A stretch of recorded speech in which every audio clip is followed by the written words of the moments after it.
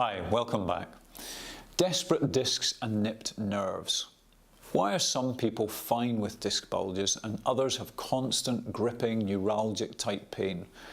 Aside from everything I've said about how pain and the brain work, it's important to recognise that if a spinal nerve is physically irritated, this can push you into a whole different domain.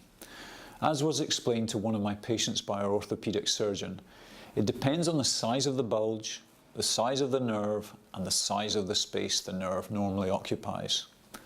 Small prolapse, small nerve. Big space means potentially no pain or mild transient pain.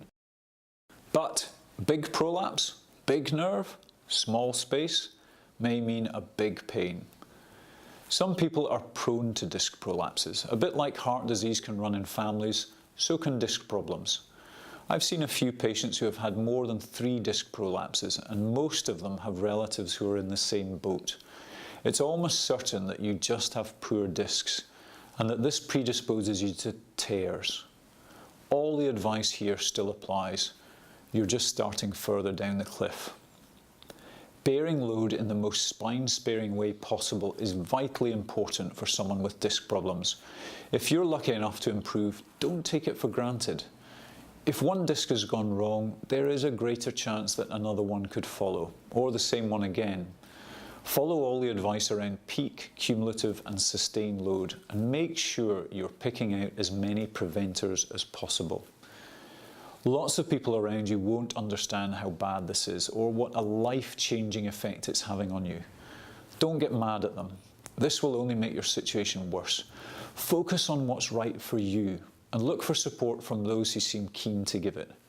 You'll tire quickly and can't afford battles with people who just don't get it.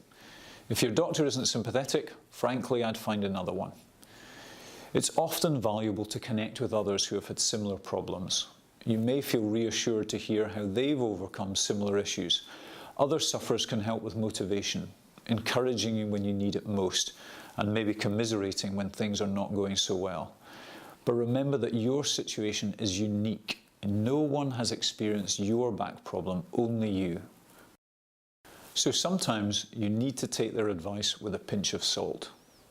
Use the cliff of pain framework to stay focused on your own particular set of challenges. Now, discs have no direct blood supply, and so their nutrients come in slowly from the bones above and below. Any necessary healing will take considerably longer than in most tissues. Don't expect a quick fix, but again, if you follow the principles here, you stand an excellent chance of getting better. Nerves, on the other hand, do have a good blood supply. The problem with nerves is that once irritated, they tend to stay at a high level of irritability for quite a while afterwards. If you've ever given your funny bone a really good bang, you'll know that your forearm and hand can be not quite right for months afterwards. That's because your funny bone is really your ulnar nerve passing around the back of the elbow. Once traumatized, it's going to stay raw for a while.